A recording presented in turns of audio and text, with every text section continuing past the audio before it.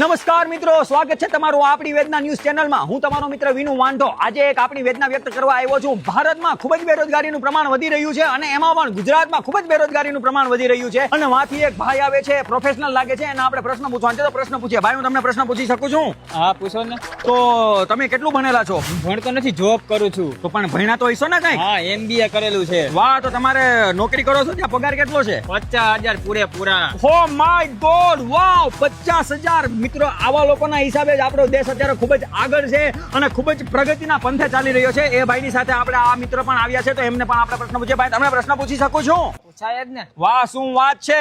તો તમે કેટલું ભણેલા છો? 12. તો તમને આગળ ભણવાનો વિચાર ના થયો? નહીં.